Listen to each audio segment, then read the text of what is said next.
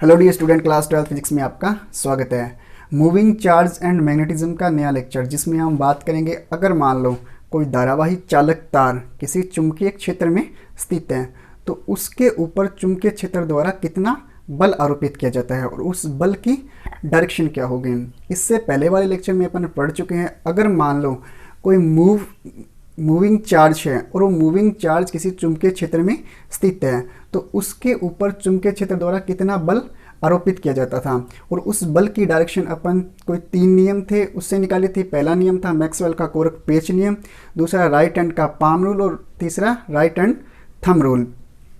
और वो जो मूविंग चार्ज होता है वो मैग्नेटिक फील्ड के अंदर तीन स्थितियों पर क्या करता है, प्रवेश करता है। पहली स्थिति अगर थीटा बराबर 0 डिग्री, यानी कि इस स्थिति में क्या होगा, अगर मान लो कि मूविंग चार्ज है और जो चुंबकीय क्षेत्र दोनों क्या हो, एक दूसरे के समांतर हो, तो समांतर होने की स्थिति के अंदर जो चुंबकीय क्षेत्र द्वारा बल आरोपित किया जाता है वो बल कितना होगा, 0 होगा। इस स्थिति में क्या होगा, जो मूविंग चार्ज है जिस स्थिति के अंदर मूव कर रहा है और जिस डायरेक्शन के अंदर मूव कर रहा है उसी डायरेक्शन के अंदर क्या करता रहेगा, चलता रहेगा। दूसरी स्थिति अपन ने पढ़ी थी, अगर मान लो मूविंग चार्ज है वो मैग्नेटिक फील्ड के साथ में थीटा बराबर 90 डिग्री एंगल पर प्रवेश करें तो इस स्थिति में क्या होगा, जो मैग्नेटिक फील्ड है वो चार्ज को वर्ताकार पथ पर गति करवा देगा। तीसरा केस पढ़ा था अपन ने, अगर मान लो मूविंग चार्ज है वो थीटा बराबर 0 डिग्री से 90 डिग्री के मध्य हो, यानी कि जो मूविंग चार्ज है वो मैग्नेटिक फील्ड के साथ में थीटा एंगल बनाता है, तो इस स्थिति के अंदर क्या होगा, जो मैग्नेटिक फील्ड है वो उसको वर्तीय पथ पर भी गति करवाएगा और उसको समांतर भी गति करवाएगा। यानी कि इस केस में क्या होगा, जो मैग्नेटिक फील्ड होता है वो एक हॉरिजॉन्टल पथ पर गति करेगा, मीन्स वो वर्तीय पथ पर भी गति करेगा और साथ में समांतर पथ पर भी गति करेगा। तो इस प्रकार की गति को क्या बोला जाता है, हॉरिजॉन्टल गति बोला जाता है।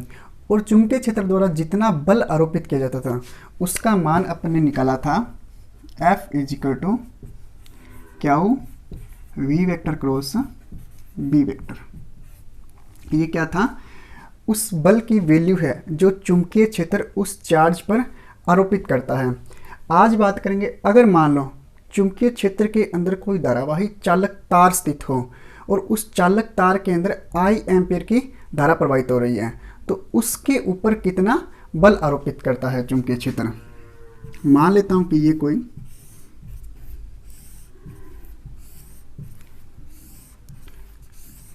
B चुंबकीय क्षेत्र है और इसके अंदर कोई L लंबाई का चालक तार है।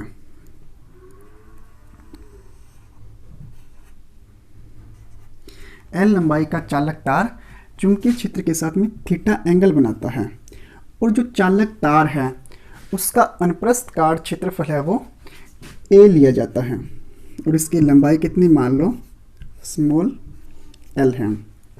मैं ये कहूँ जो चालक तार है, अब तार है चालक है, इसके अंदर क्या होंगे, मुक्त इलेक्ट्रॉन भी होंगे और होल भी होंगे। अगर मैं ये कहूँ कि इस तार के अंदर धारा नहीं बह रही है तो धारा नहीं बहेगी तो क्या होगा, इसके अंदर जो चार्ज होंगे वो मूव नहीं करेंगे और अगर चार्ज मूव नहीं कर रहे हैं तो ये मैग्नेटिक फील्ड इसके साथ में कोई भी व्यवहार प्रदर्शित नहीं करेंगे। लेकिन जैसे ही क्या होता है, इसके अंदर अपन I एम्पीयर की धारा प्रवाहित करते हैं तो I एम्पीयर की धारा प्रवाहित करेंगे तो इसके अंदर क्या करेंगे, चार्ज मूव करेंगे। अगर चार्ज मूव करेंगे, मान लेता हूँ कि इसके अंदर I एम्पीयर की धारा इस डायरेक्शन में बह रही है, ये I एम्पीयर की धारा इस डायरेक्शन के अंदर ये बह रही है। तो अगर मान लो कि इस डायरेक्शन के अंदर धारा बह रही है तो इलेक्ट्रॉनों की डायरेक्शन क्या होगी, इसके विपरीत, यानी कि इलेक्ट्रॉन की डायरेक्शन इसके विपरीत हो जाएगी। अब I एम्पीयर की धारा प्रवाहित होगी तो पॉजिटिव चार्ज की डायरेक्शन ऊपर की ओर और नेगेटिव चार्ज की डायरेक्शन नीचे की ओर, यानी कि जिस डायरेक्शन के अंदर धारा होती है उसी डायरेक्शन के अंदर क्या मूव करते हैं, पॉजिटिव चार्ज मूव करते हैं और उसके विपरीत दिशा के अंदर नेगेटिव चार्ज मूव करते हैं। तो जैसे ही चार्ज मूव करेंगे तो ये जो चुंबकीय क्षेत्र है ये क्या होगा, एक्टिवेट होगा। ये एक्टिवेट होगा तो ये जो चुंबकीय क्षेत्र होता है ये इन चार्ज के ऊपर क्या लगाएगा, बल आरोपित करेगा और उस बल की डायरेक्शन अपन निकालते हैं राइट हैंड का पाम रूल। राइट हैंड का पाम रूल ये कहता है कि अपनी उंगलियों को चुंबकीय क्षेत्र की डायरेक्शन के अंदर रखो और अंगूठा जिस वेग से चार्ज जिस डायरेक्शन में मूव कर रहे हैं उस डायरेक्शन की ओर क्या रखो, अंगूठे के रखो। तो ये जो हथेली होती है इसके लंबवत क्या लगता है, चुंबकीय बल लगता है। मैं ये कहूँ कि इस तार के ऊपर कितना बल आरोपित करेगा ये चुंबकीय क्षेत्र, तो उंगलियां चुंबकीय क्षेत्र की डायरेक्शन के अंदर है, ये अंगूठा जिस डायरेक्शन के अंदर चार्ज होते हैं। अब यहाँ पे ध्यान ये रखना है कि इसके अंदर दो चार्ज है, पॉजिटिव चार्ज ऊपर की ओर, नेगेटिव चार्ज नीचे की ओर। तो हमेशा ये जो चार्ज होता है ये होता है पॉजिटिव चार्ज, तो अंगूठे को पॉजिटिव चार्ज की डायरेक्शन में ही रखा जाता है। तो अंगूठे को अगर पॉजिटिव चार्ज की डायरेक्शन में रखता हूँ मैं, तो ये लो पॉजिटिव चार्ज ऊपर की ओर, यानी कि धारा की डायरेक्शन के अंदर। ऐसा समझो कि धारा की डायरेक्शन के अंदर ही रखना है। उंगलियां चुंबकीय क्षेत्र, अंगूठा ये लो डायरेक्शन के अंदर है ये, तो ये क्या हो गया, उंगलियां इधर की ओर, अंगूठा ऊपर की ओर। तो बल किस ओर लग रहा है, कागज के तल के लंबवत अंदर की ओर। तो इसके लिए बल कितना हो जाएगा, कागज के तल के लंबवत अंदर की ओर हो जाएगा। और इस बल का अगर मान निकालूं मैं, तो इस बल का मान कितना आ जाएगा, सेम का same, F is equal to Q V vector cross B vector. लेकिन यहाँ पे अपने को चार्ज निकालना है, और वो चार्ज किस में लेके आना है, धारा के रूप में, क्योंकि चार्ज कितने हैं यहाँ पे, इलेक्ट्रॉन भी और होल भी है। तो इसकी वैल्यू अपन कैसे निकालेंगे। विद्युत धारा चैप्टर के अंदर पढ़ चुके हैं कि अगर मान लो किसी तार के अंदर I एम्पियर की धारा प्रवाहित होती है, तो उस I एम्पियर के तार में, यानी कि उस चालक तार में चार्ज कितने होते हैं। मैं मान लेता हूँ कि जो L लंबाई का तार है वो इस प्रकार रखा गया है। L लंबाई का तार है और इसका अनुप्रस्थ काट क्षेत्रफल कितना हो गया, A हो गया, और इसकी लंबाई मान लेते हैं कि ये L हो गई। जब इसके अंदर अपने को धारा प्रवाहित करने हैं, तो मान लेता हूँ कि इसको मैंने बैटरी से कनेक्ट कर दिया। ये लो बैटरी का पॉजिटिव टर्मिनल, ये नेगेटिव टर्मिनल। जैसे इसको क्या करूँगा, मैं बैटरी से कनेक्ट करूँगा, तो इस तार में क्या बहेगी, धारा बहेगी, और पॉजिटिव चार्ज से नेगेटिव चार्ज की ओर इसकी डायरेक्शन होगी। चालक तार है, इसके अंदर क्या होंगे, इलेक्ट्रॉन भी होंगे और होल भी होंगे। ये लो इलेक्ट्रॉन और होल दोनों हैं। अपने को ये पता है कि जैसे क्या होता है, तार को किसी बैटरी से कनेक्ट करते हैं, तो जो तार के अंदर चार्ज होते हैं, मीन्स इलेक्ट्रॉन और होल, वो क्या करते हैं, इलेक्ट्रॉन तो बैटरी के पॉजिटिव टर्मिनल और होल बैटरी के नेगेटिव टर्मिनल की ओर अपवहन वेग, यानी कि इन इलेक्ट्रॉन और होलों का वेग क्या हो गया, अपवहन वेग Vd हो गया। अपवहन वेग Vd से पॉजिटिव टर्मिनल की ओर गति करते हैं, यानी कि इलेक्ट्रॉन तो अपवहन वेग Vd से पॉजिटिव टर्मिनल की ओर गति करेंगे, और होल होंगे वो अपवहन वेग Vd से नेगेटिव टर्मिनल की ओर गति करेंगे। अपने को क्या चाहिए, अपने को चाहिए कि इस तार के अंदर टोटल चार्ज कितना है। तो टोटल चार्ज की अगर बात करूं, तो मान लेता हूं कि इस तार के अंदर इलेक्ट्रॉनों की संख्या कितनी हो गई, n हो गई। इलेक्ट्रॉनों की संख्या n है, तो आवेश की वैल्यू कितनी आ गई, आवेश की वैल्यू आ गई Na। लेकिन इस पूरे के पूरे तार के अंदर टोटल आवेश कितना होगा, तो इस पूरे तार के अंदर टोटल आवेश की बात करूं, तो अपने को पता है कि अगर मान लो इस तार का अनुप्रस्थ काट क्षेत्रफल A है, तो इस तार का कुछ ना कुछ क्या होगा, आयतन होगा, और उस आयतन के अंदर टोटल इलेक्ट्रॉन कितने होंगे। तो A इंटू L, आयतन कितना हो गया इसका, तार का आयतन is equal to A into L हो गया। और इसके अंदर कुल आवेश की बात करूं, इस तार के अंदर कुल आवेश कितना हो जाएगा, कुल आवेश क्या इज इक्वल टू NeAl। ये क्या आ गया, इस तार के अंदर टोटल चार्ज आ गया, यानी कि इस तार के अंदर टोटल चार्ज कितना है, NeAl, जहाँ पे n क्या है, इस तार के अंदर इलेक्ट्रॉनों की संख्या हो गई, E क्या है, इस तार के अंदर इलेक्ट्रॉन होंगे, A क्या हो गया, इस तार का अनुप्रस्थ काट क्षेत्रफल, और L क्या हो गया, स्मॉल l, इस तार की लंबाई हो गई। अब अपने को ये पता है कि अगर मान लो ये चार्ज किसी भी तार के अंदर मूव करता है, तो चार्ज अगर मूव करेगा तो क्या बहेगी, धारा बहेगी। और ये चार्ज किस वेग से मूव कर रहा है, Vd वेग से मूव कर रहा है। तो अगर मैं ये कहूँ कि I बराबर NEAVD, ये क्या आ जाएगा, इस तार के अंदर धारा का मान आ जाएगा। वैसे तो ये मान अपन निकाल चुके हैं, याद हो तो अगर विद्युत धारा चैप्टर के अंदर अपन ने ये पढ़ा था कि अगर मान लो कोई I एम्पियर की धारा किसी तार के अंदर प्रवाहित होती है और उस तार के अंदर इलेक्ट्रॉनों की संख्या n है और वो अपवहन वेग vd से गति करते हैं, तो उसके अंदर जो धारा होगी उसका मान अपन ने निकाला था I = NEAVD, जहाँ पे vd क्या है, उस चार्ज का वेग है। यहाँ से ये क्याऊ है, क्याऊ की वैल्यू अपन इस फॉर्मूले में रख देते हैं, तो F = कितना आ जाएगा, NEAL हो जाएगा।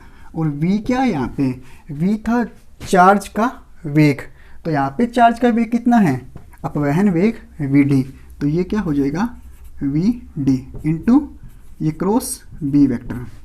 इसको हल करेंगे क्या हो जाएगा, F = NEAL vd b sine theta. यहाँ पे थीटा क्या है, L वेक्टर और B वेक्टर के मध्य बनने वाला एंगल है, तो यहाँ से NEAVD, इसको F = क्या हो जाएगा, ये NEAVD LB साइन थीटा लिख देता हूँ इसको। अगर इसको आगे सोल्व करूँ तो ये क्या हो जाएगा, NEAVD क्या बनता है, धारा I, तो यहाँ से F = क्या हो जाएगा, ILB साइन थीटा। थीटा है यानी कि थीटा क्या है, यहाँ पे L और B के मध्य बनने वाला एंगल है। I क्या होता है, धारा है, और पूरे के पूरे तार के अंदर धारा क्या बहती है, सेम बहती है, यानी कि धारा की वैल्यू चेंज नहीं होती है। लेकिन अगर मैं ये कहूँ कि जो L है वो अनुप्रस्थ काट क्षेत्रफल उसका A है, यानी कि अगर उसका क्षेत्रफल है तो वो किस में होगा, 3D में होगा, और अगर वो 3D के अंदर है तो उसको कैसे लिख सकते हैं अपन, वेक्टर फॉर्म में लिख सकते हैं। तो यहाँ से इसको क्या लिख सकता हूँ, क्रॉस प्रोडक्ट बनाया जा सकता है, तो F = क्या हो जाएगा, IL vector cross B vector. लेकिन इसको ऐसे भी तो लिखा जा सकता है, IB vector cross L vector. अब इन दोनों में से कौन सा फॉर्मूला सही है, ये अपन किससे पता करेंगे, मैक्सवेल के कोरक पेच नियम से। क्या हो जाएगा, अगर मान लो इसके अंदर I एम्पियर की धारा इस डायरेक्शन के अंदर बह रही है, तो अपन ने बल की डायरेक्शन निकाली थी और कैसे आई थी, कागज के तल के लंबवत अंदर की ओर आई थी। मैक्सवेल का कोरक पेच नियम लगाता हूँ, क्या करोगे, ये रहा थीटा, पेच को इस प्रकार घुमाओ कि अगर मान लो कि वो कागज के तल के लंबवत अंदर की ओर जा रहा है तो क्या होगी, बल की डायरेक्शन अंदर की ओर। अगर अपन इस प्रकार घुमा रहे हैं पेच को कि वो कागज के तल के लंबवत बाहर की ओर आ रहा है, तो क्या होगी, बल की डायरेक्शन बाहर की ओर होगी। अपने को कैसे चलना है, सबसे पहले F = IL vector cross B vector, यानी कि इस F बराबर IBL साइन थीटा को कैसे लिख सकता हूँ, F = IL क्रॉस B, और क्रॉस प्रोडक्ट क्या बनाता है, हमेशा साइन थीटा बनाता है। तो यहाँ से अपने को सबसे पहले L से B चलना है, ये रहा थीटा, ये रहा L वेक्टर और ये रहा B वेक्टर। L से B चलो, L से जब B चलेंगे तो जब इस प्रकार पेच को घुमाया जाता है तो वो क्या होता है, हमेशा कसा जाता है। अगर वो कसा जाता है तो कैसे जाता है, कागज के तल के लंबवत अंदर की ओर जाता है, तो बल की डायरेक्शन क्या आएगी, इस फॉर्मूले से, कागज के तल के लंबवत अंदर की ओर, और अंदर की ओर लिखते हैं तो क्या लिखते हैं अपन, क्रॉस से दर्शाते हैं इसको। दूसरे फॉर्मूले की अगर बात करूँ, B वेक्टर से L वेक्टर, ये रहा B वेक्टर और ये रहा L वेक्टर। थीटा पर रखो, कैसे घुमाओगे, इस प्रकार घुमाओगे। अगर इस प्रकार घुमाते हो आप पेच को तो हमेशा क्या होता है, खुलता है, और इस स्थिति में क्या होगा, वो बाहर की ओर आ रहा है। अगर वो बाहर की ओर आ रहा है तो बल की डायरेक्शन भी कैसे हो जाएगी, कागज के तल के लंबवत बाहर की ओर। इस फॉर्मूले से क्या होगा, जो बल की डायरेक्शन आएगी वो कैसे आएगी, कागज के तल के लंबवत बाहर की ओर आ जाएगी। और अपन ने शुरू के अंदर इस L लंबाई के तार पर बल की डायरेक्शन निकाली थी, और वो बल की डायरेक्शन कैसे आई थी, कागज के तल के लंबवत अंदर की ओर आई थी। तो इस फॉर्मूले से क्या आ रहा है, कागज के तल के लंबवत अंदर की ओर आ रहा है, तो ये फॉर्मूला क्या हो जाएगा अपना, राइट हो जाएगा।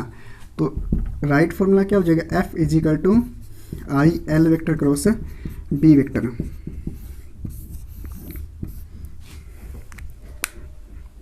अगर इसकी स्थितियों पर बात करूं तो वो क्या हो जाएगी,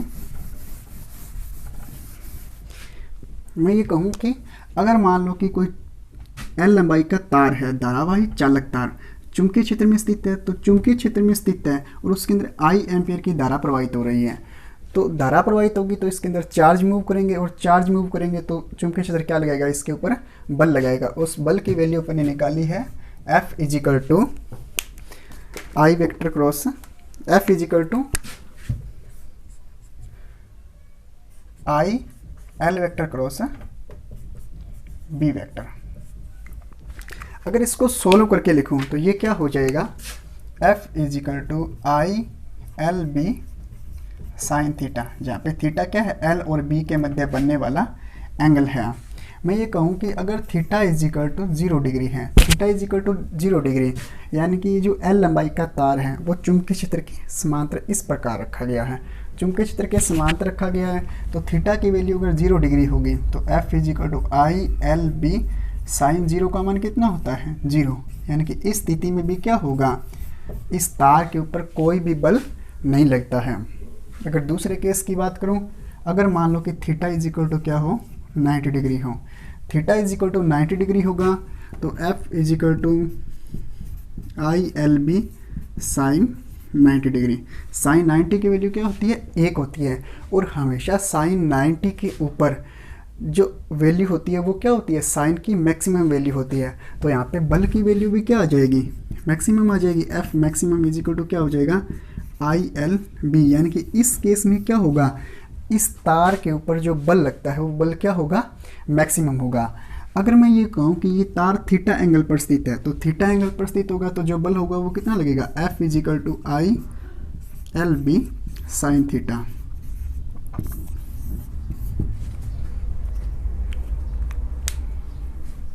इस तार पर लगने वाला बल की वैल्यू, अगर मैं कहूँ कि इस तार के ऊपर बल की डायरेक्शन क्या होगी, तो बल की डायरेक्शन सेम की सेम हो जाएगी। राइट हैंड का पाम रूल और राइट हैंड का थंब रूल। राइट हैंड का पाम रूल ये कहता है कि उंगलियों को चुंबकीय क्षेत्र की डायरेक्शन में रखो और अंगूठे को जिस डायरेक्शन के अंदर चार्ज मूव करें। लेकिन अब की बार क्या हो जाएगा, अंगूठा उस डायरेक्शन में होगा जिस डायरेक्शन के अंदर धारा की डायरेक्शन होगी। तो इसके लिए क्या हो जाएगा, अंगूठे को धारा की डायरेक्शन में, चुंबकीय क्षेत्र B उंगलियों की डायरेक्शन में, तो बल कैसे लगेगा, अंदर की ओर लगेगा। अगर मैं ये कहूँ कि लेफ्ट हैंड रूल क्या कहता है, अपने लेफ्ट हैंड को इस प्रकार फैलाओ कि जो अंगूठा होता है ये तो बल की डायरेक्शन को बताएगा, जो तर्जनी उंगली होती है ये चुंबकीय क्षेत्र की डायरेक्शन के अंदर, ये मध्यमा उंगली हमेशा चार्ज, यानी कि जिस डायरेक्शन के अंदर चार्ज मूव कर रहे हैं उस डायरेक्शन के अंदर होगा। लेकिन अब की बार क्या हो जाएगी, ये मध्यमा बताएगी जिस डायरेक्शन के अंदर धारा होती है।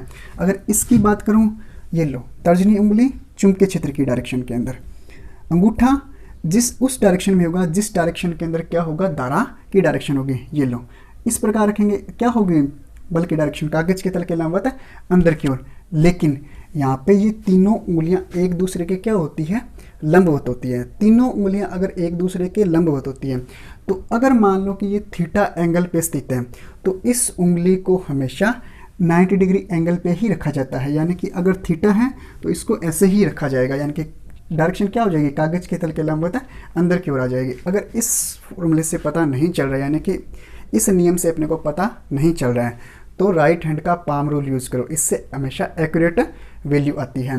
क्या करोगे, उंगलियों को चुंबकीय क्षेत्र की डायरेक्शन में, अंगूठे को उस डायरेक्शन में जिस डायरेक्शन के अंदर धारा होती है। यानी कि ये लो उंगलियां, अब अंगूठे को किसी प्रकार भी मोड़ा जा सकता है, तो क्या हो जाएगा, पहले ये लंबवत हो जाएगा, तो ये लो अंगूठा इस डायरेक्शन के, कागज के तल के लंबवत हो जाएगा। अब अगर मैं बात करूं कि कोई दो चालक तार है और दोनों एक दूसरे के क्या रखे गए हैं, समांतर रखे गए हैं, और दोनों तारों के अंदर जो धारा है उनका मान भी क्या है, अलग अलग है। तो इसके लिए जो चुंबकीय बल होगा वो किस प्रकार लगता है। मान लेता हूँ कि कोई L1 लंबाई का तार है और इसके अंदर I1 एम्पियर की धारा प्रवाहित हो रही है। I1 एम्पियर की धारा प्रवाहित हो रही है और इस तार से मान लेता हूँ कि स्मॉल d दूरी पर कोई बिंदु P स्थित है।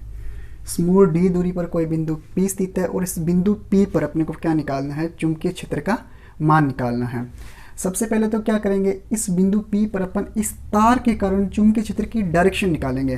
तो चुंबकीय क्षेत्र की डायरेक्शन निकालने के लिए क्या होता है, राइट हैंड का थंब रूल। राइट हैंड का थंब रूल क्या कहता है, तार को इस प्रकार पकड़ो कि अंगूठा धारा की डायरेक्शन में रहे। तो मुड़ी हुई उंगलियां, यानी कि जिस बिंदु पर अपने को क्या निकालना है, चुंबकीय क्षेत्र की डायरेक्शन निकाल लिया, उंगलियों को उस बिंदु P पर 90 डिग्री एंगल पर मोड़ दो।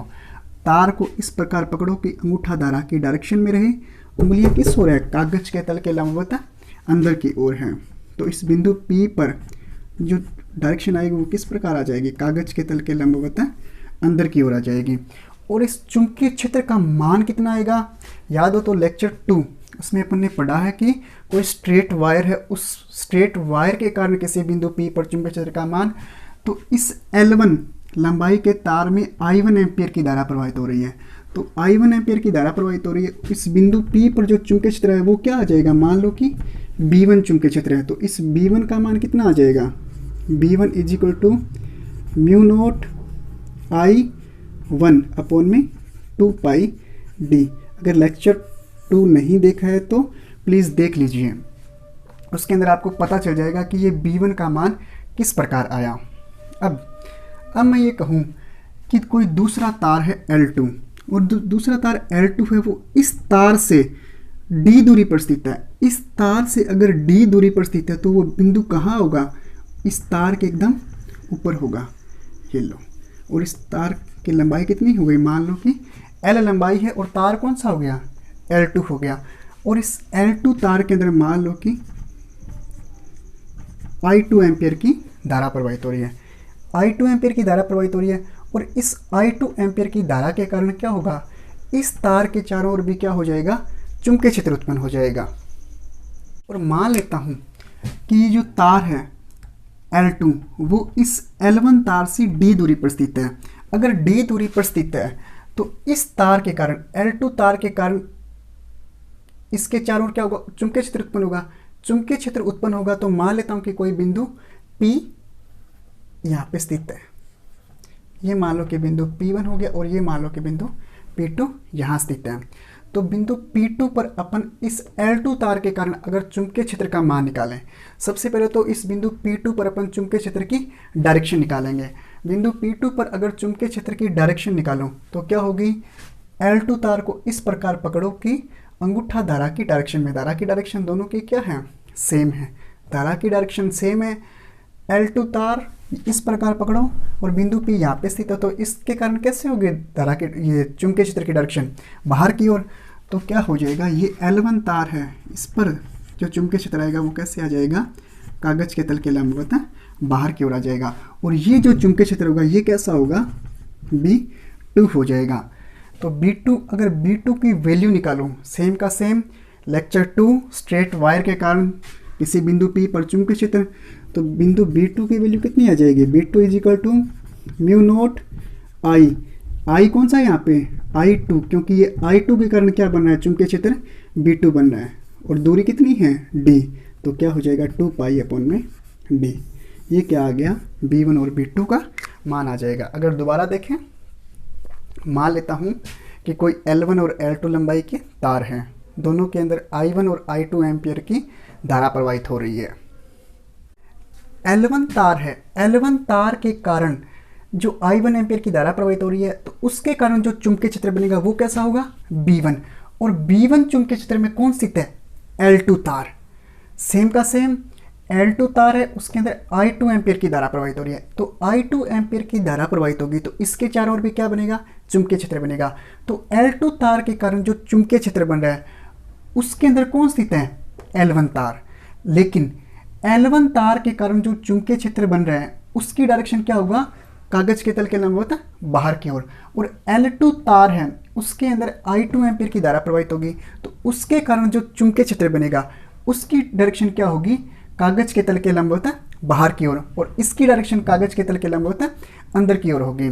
अब मैं ये कहूँ कि L1 तार है, चुंबकीय क्षेत्र में स्थित है, L2 तार है, चुंबकीय क्षेत्र में स्थित है, लेकिन L1 तार किस चुंबकीय क्षेत्र में स्थित है, कागज के तल के लंबवत बाहर की ओर।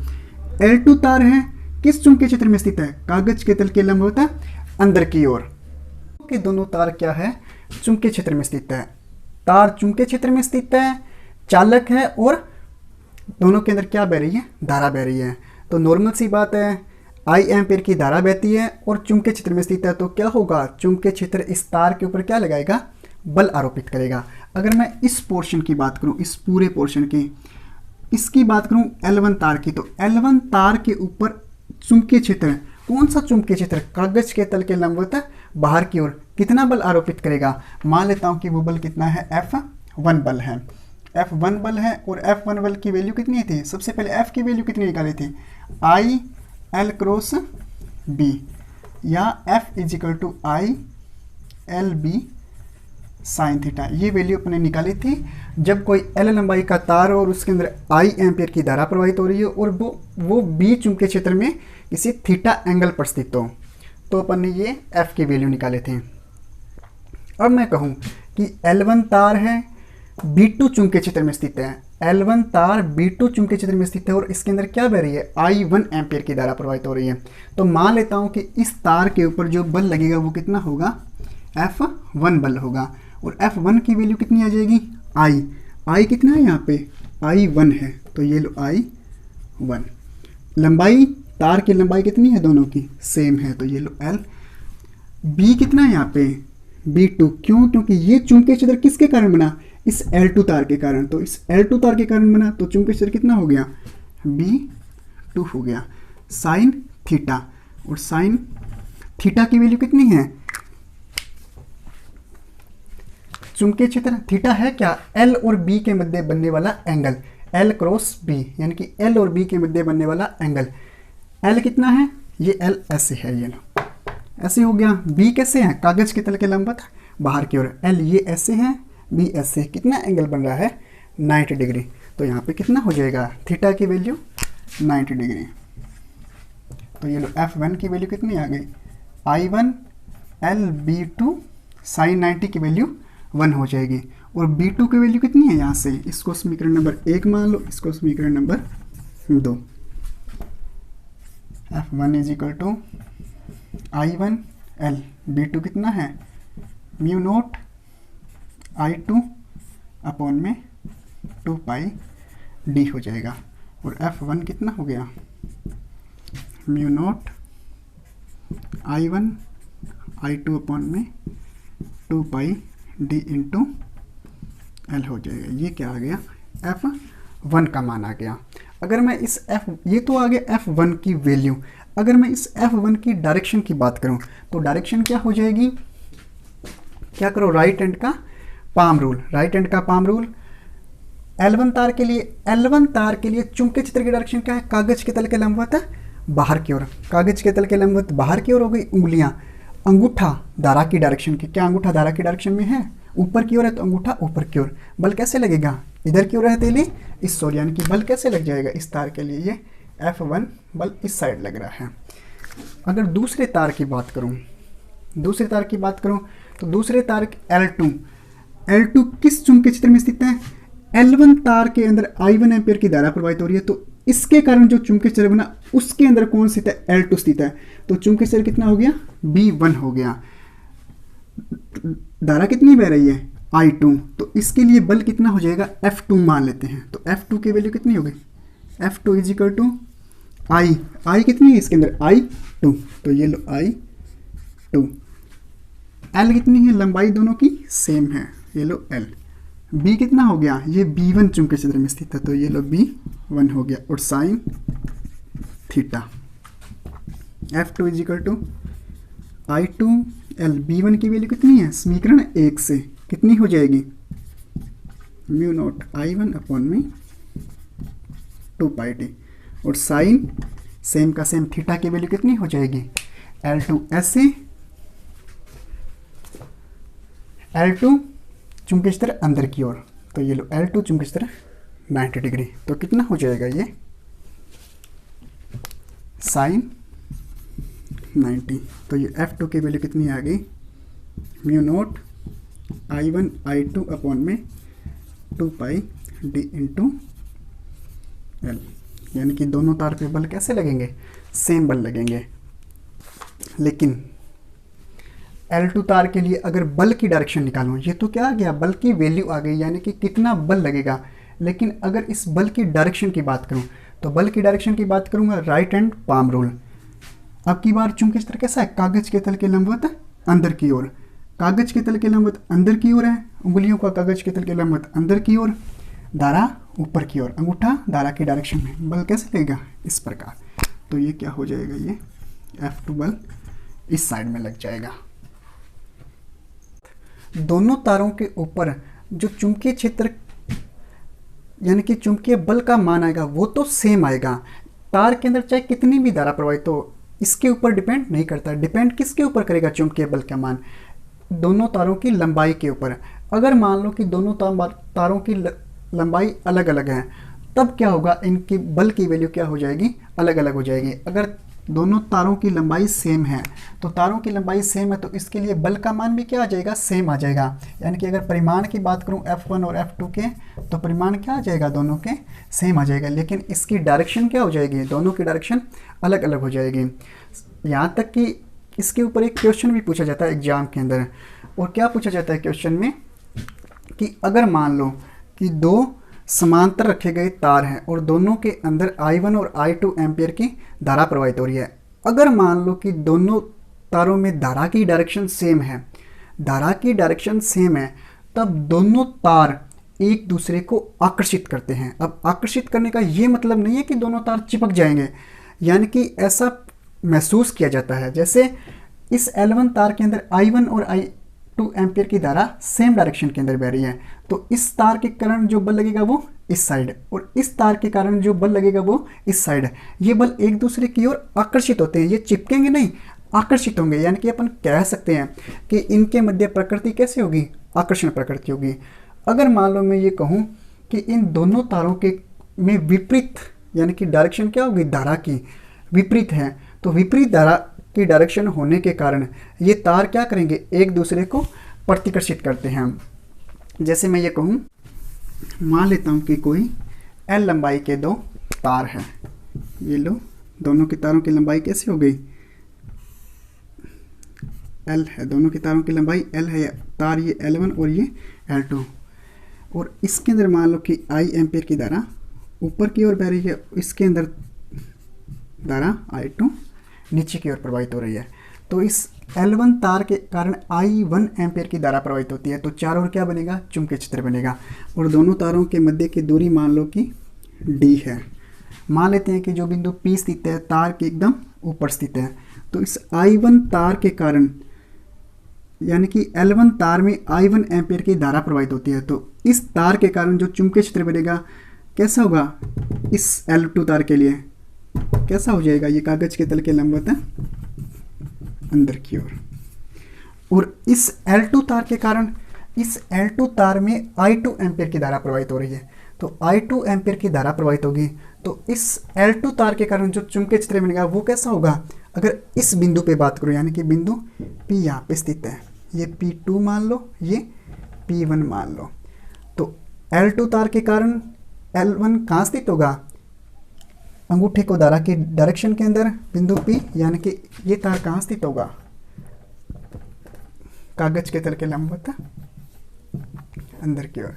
यानी कि अब की बार क्या होगा, दोनों जो चुंबकीय क्षेत्र आए उसकी डायरेक्शन क्या हो गई, कागज के तल के लंबवत अंदर की ओर हो गई। अगर मैं बल की बात करूं, यानी कि जो दोनों तार हैं, दोनों तार कहाँ स्थित है, चुंबकीय क्षेत्र में स्थित है, चुंबकीय क्षेत्र में स्थित है, और इसके अंदर क्या बह रही है, धारा बह रही है, तो क्या होगा, बल का अनुभव करेंगे। और बल का अनुभव करेंगे तो अपने को पता है तार की लंबाई क्या है, दोनों की सेम है। तार की लंबाई अगर सेम है तो इनकी वैल्यू भी क्या आ गई, बल की वैल्यू सेम आ जाएगी, यानी कि इनका परिमाण क्या आ जाएगा, सेम आ जाएगा। लेकिन इनकी डायरेक्शन क्या आ जाएगी, अब की बार दोनों की अलग अलग आ जाएगी। मैं ये कहूँ कि L1 तार है, I1 एम्पियर की धारा प्रवाहित हो रही है, तो क्या होगा, इस L1 तार के कारण जो चुंबकीय क्षेत्र बनेगा कागज के तल के लंबवत अंदर की ओर है, और जो L2 तार है वो इसी चुंबकीय क्षेत्र में स्थित है, यानी कि इस L1 तार के कारण जो चुंबकीय क्षेत्र बना वो क्या होगा, P1। तो और L2 तार के अंदर I2 एम्पियर की धारा प्रवाहित हो रही है, तो इसके कारण जो चुंबकीय क्षेत्र बना वो कैसा होगा, B2। तो यहाँ से इस तार की बात करूँ L1 की, तो इसके ऊपर क्या होगा, बल अनुभव करेगा और उस बल की डायरेक्शन क्या होगी, राइट हैंड का पाम रूल। क्या करो, कागज के तल के लंबवत है, उंगलियों को कागज के तल के लंबवत अंदर की ओर, अंगूठा धारा की डायरेक्शन में, बल किस ओर लग रहा है, F1 बाहर की ओर हो जाएगा। अगर इसकी बात करूं, इसमें भी क्या होगा, उंगलियों को चुंबकीय क्षेत्र के यानी कि चुंबकीय क्षेत्र की डायरेक्शन के अंदर, ये लो उंगलियां चुंबकीय क्षेत्र की डायरेक्शन के अंदर है, अंगूठा धारा की डायरेक्शन में, क्या धारा की डायरेक्शन ऊपर की ओर है, नीचे की ओर है, तो धारा की डायरेक्शन नीचे की ओर, बल कैसे लगेगा, ये भी कैसा लग जाएगा आपकी बार बाहर की ओर F2। धारा की डायरेक्शन क्या हो गई, इसकी इस साइड होगी, इसकी इस साइड। तो अपन कह सकते हैं कि अब की बार क्या हो रहा है, दोनों के मध्य प्रतिकर्षण हो रहा है। तो अगर मैं ये कहूँ कि दोनों तारों के अंदर सेम डायरेक्शन के अंदर धारा बह रही है, तो क्या होगा, वो दोनों तार एक दूसरे को आकर्षित करते हैं। अगर मान लो कि दोनों तारों के अंदर विपरीत डायरेक्शन के अंदर I एम्पीयर की धारा प्रवाहित हो रही है, तो दोनों तारों के मध्य क्या होगा, प्रतिकर्षण। लेकिन शर्त ये होनी चाहिए कि दोनों तारों की लंबाई क्या होनी चाहिए, सेम होनी चाहिए। अगर दोनों तारों की लंबाई सेम होगी तो उनके मध्य क्या होगा, सेम बल लगेगा। सेम बल लगेगा तो वो सेम बल से एक दूसरे को आकर्षित करेंगे। और अगर मान लो कि दोनों तारों के अंदर विपरीत प्रकृति की धारा बह रही है और तारों की लंबाई क्या होगी, सेम होगी, तो उनके मध्य बल तो प्रतिकर्षण बल लगेगा और उनके मध्य जो प्रतिकर्षण होगा वो क्या होगा, सेम होगा, यानी कि वैल्यू क्या होगी, सेम होगी। अगर मैं ये कहूँ कि दोनों तारों की लंबाई अलग अलग है, अगर लंबाई अलग अलग होगा तो इसके लिए जो बल का मान आएगा वो थोड़ा सा अधिक आ जाएगा और इसका बल का मान क्या आ जाएगा, थोड़ा बहुत कम आ जाएगा। तो उनके मध्य बल तो लगेगा, आकर्षण भी दोनों के मध्य सेम होगा, यानी कि आकर्षण भी होगा लेकिन उसकी वैल्यू क्या नहीं होगी, सेम नहीं होगी। दोनों तारों के अंदर एग्जैक्ट वैल्यू की बात करूं, एग्जैक्ट वैल्यू मतलब इन दोनों तारों के एकांक लंबाई पर लगने वाले बल की बात करूं, तो दोनों बल लग रहे हैं वो दोनों बलों की वैल्यू क्या है, सेम है। तो यहाँ से क्या हो जाएगा, एकांक लंबाई की बात करूं तो F1 बल है, F1 बल इज इक्वल टू कितना आया था, म्यू नोट अपॉन में 2 पाई डी, I1 I2 अपॉन में नहीं इंटू L। अगर एकांक लंबाई की बात करूं तो ये L क्या आ जाएगा, F1 अपॉन में L, तो mu naught I1 I2 upon में 2 पाई डी, सेम का सेम। दूसरे तार के लिए बात करूं यानी कि F2 का मान कितना आ जाएगा, F2 अपॉन में L is equal to mu naught I1 I2 upon में 2 पाई डी। ये क्या है, दोनों तारों की एकांक लंबाई पर लगने वाले बल की वैल्यू है। इसी के ऊपर आधारित एक क्वेश्चन पूछा जाता है, मानक एम्पियर। मानक एम्पियर की परिभाषा क्वेश्चन 1 नंबर की पूछ ली जाती है। तो मानक एम्पियर की परिभाषा क्या कहती है, अगर मान लो कि कोई भी 2 L लंबाई के तार है, L लंबाई के तार है और दोनों के अंदर सेम डायरेक्शन के अंदर धारा प्रवाहित हो रही है, सेम डायरेक्शन के अंदर धारा प्रवाहित हो रही है और दोनों जो तार हैं उनके मध्य की दूरी 1 मीटर, यानी कि D का मान कितना आ गया आपकी बार, 1 मीटर।